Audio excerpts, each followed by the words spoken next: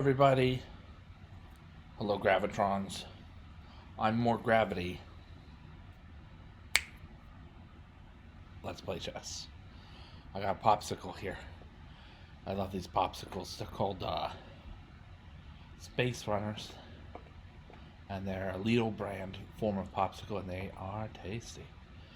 Um,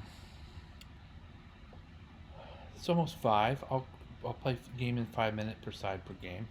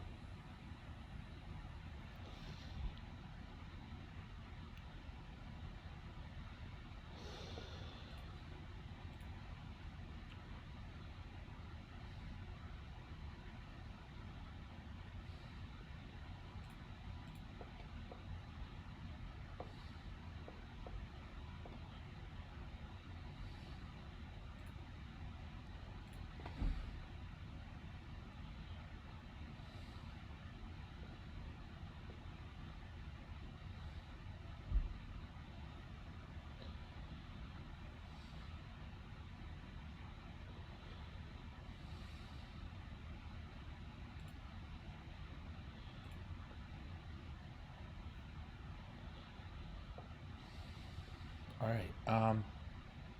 No rematch. My friends, this game did what I wanted it to do. I wanted to go online and win a chess game. So far so good. And now I will bring to you an analysis of the game. There's talking points to this game. I'm not sure if it was all that quality or not. We'll take a look here. Alright.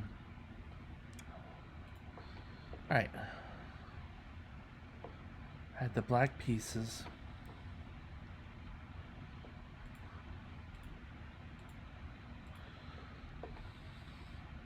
King's pawn opening, bishop's opening. You can sometimes challenge your opponent with c5 here. There's some moves for white.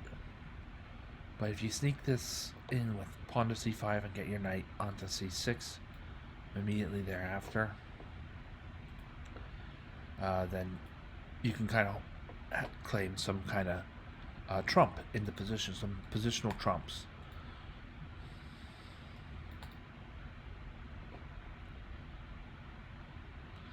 Black has a good contest for the center here. And d3 is a little bit passive, c3 is passive as well, so what do I do? And I think this is the right thing to do. After d3, develop. After c3, develop. The knight moves to g5 and kingside castles. The trades on f7 are pretty much equal. Bishop takes f7 check, rook takes f7, knight takes f7, king takes f7. And the king's a little bit out of place, not all that bad because the rook's gone and these other pieces, all the pieces in red are gone and the king's on the f7 square. Look, it's not all that dangerous for black. Queen h5 isn't coming. We got the bishop, we have the knight covering the h5 square. The h6, or the king can drop back.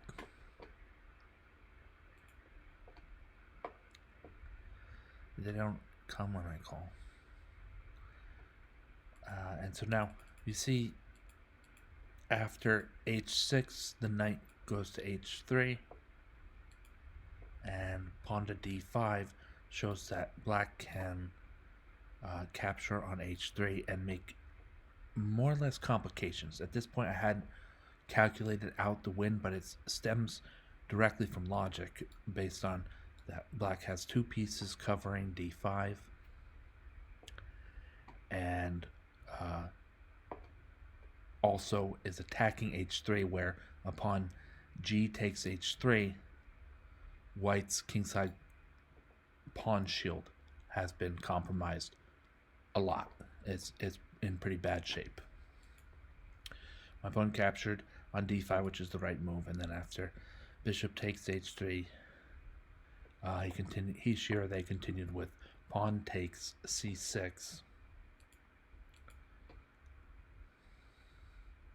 And then black just gets the better of it. After bishop takes g2, white's rook moves to safety, and we're capturing on c6, keeping our pawn structure intact, getting the bishop out of harm's way. And black is doing well with an extra point of material in his coffers. Now here we thought, for a second we thought maybe we had seen a folly in bishop takes c6 with bishop h6, bishop takes h6. And I pursued the wrong path out of this. I'm going to switch to analysis and let Torch demonstrate that king h7 was a better move for black. It's not the move you want to make, I'll tell you that much. King to h7. How about bishop takes g7, and now white has the material advantage, threatening a knight on f6, threatening a higher value piece on f8. White now has this rook streaming down the g file,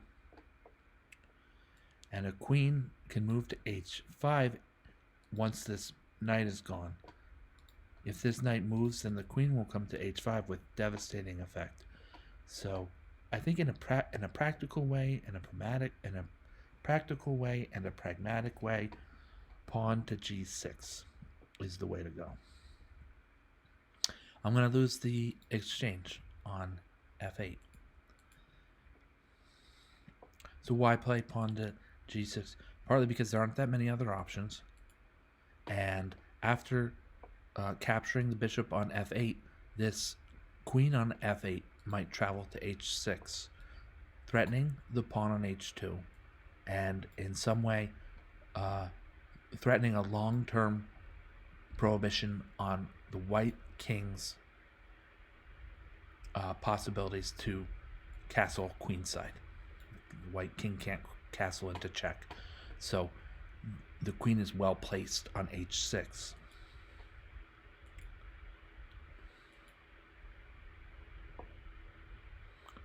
Right, and so here we see, yeah, okay, then the rest of the game. So be that as it may, things are mostly even here. And my opponent just dropped a queen, so the rest of it was dust up. But it was fun to play. I'm glad to have won. And that's it. You know, there's even checkmate from b4 to a3.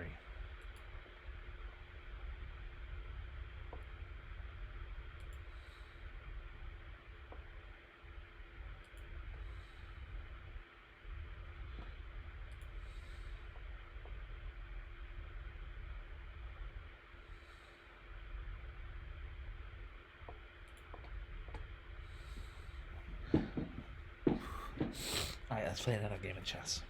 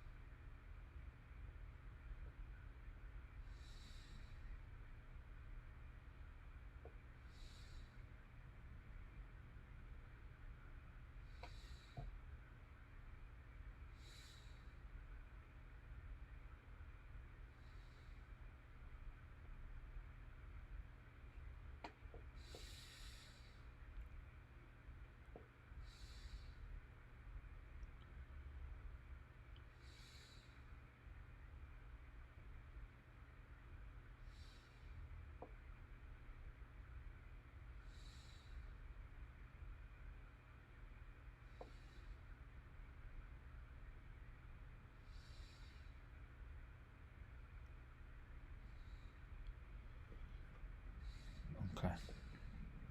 So you see that black succumbs under the multiple threats that white has. White's gonna increase his material lead on d5 by playing knight takes d5, have a full piece ahead. Even at that, there are some other options as I was investigating that might be even better for white. For instance, knight to e4, hitting at the queen. If she runs too far away, then it's checkmate on g7.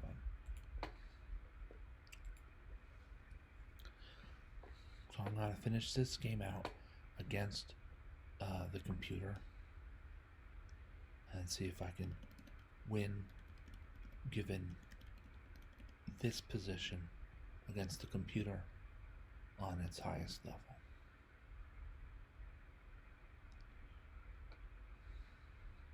The way you do that, you go up to this little magnifying glass and you find the concentric circles broken by the dart or arrow, whichever way it is, and then play practice versus computer.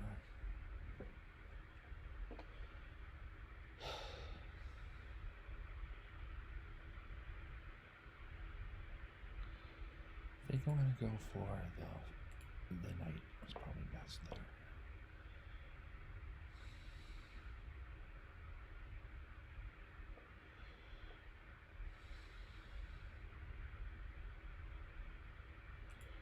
More attack is good attack, more material is good material.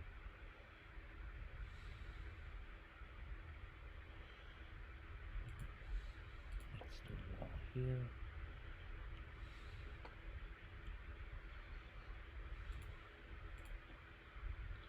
And the queens are off the board.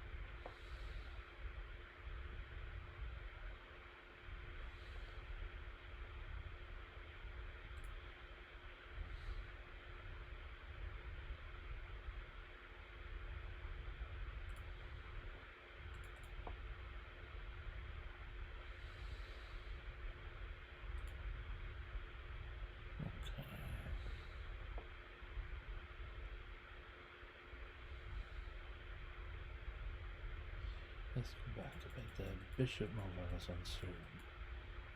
It's been there for a while. Pawn to a4. Let's look more for stability, even at the cost of being a bit passive here. Look to a1. Now we have the time and the now we have the tempos of initiative to play a move like pawn to b4 and then solidify things while also cutting off our opponent's rook's scope with a move like bishop to c5. Now we see my opponent grab the pawn on on g4. Not a problem. We're just gonna sort of shimmy here in a way that allows us to keep as much material as we need on the board.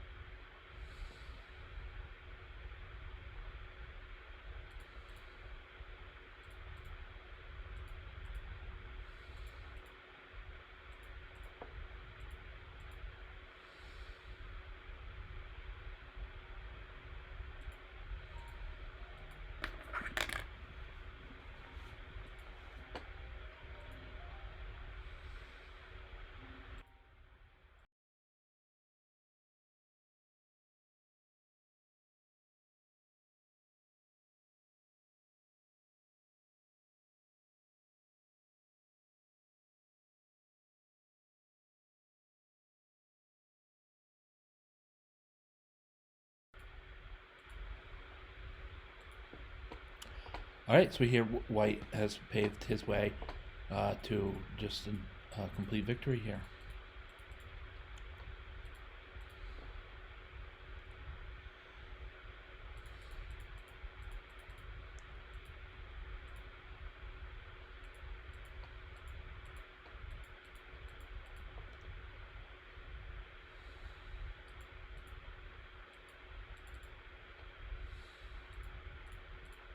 And there it is on the scoreboard.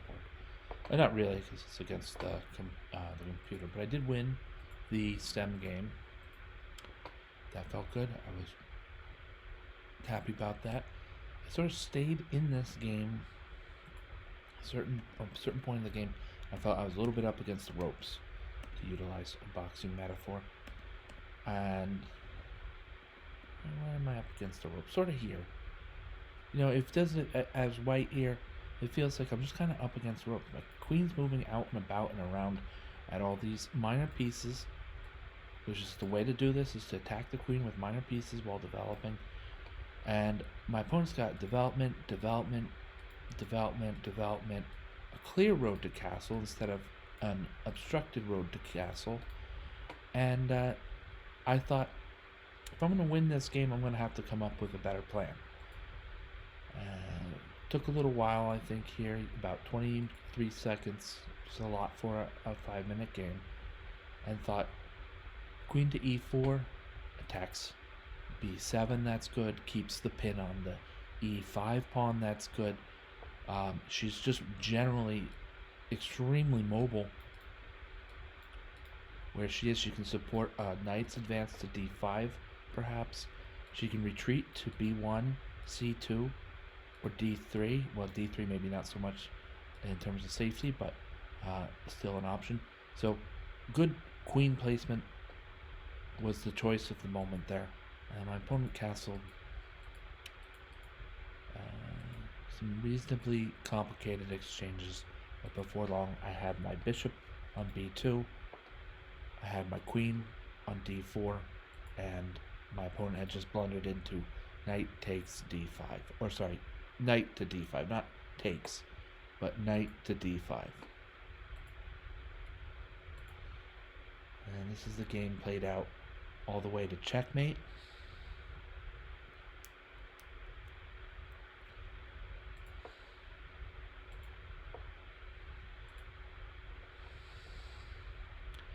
Accuracy of 83.72 on the STEM game, and we're waiting for the analysis to finish here.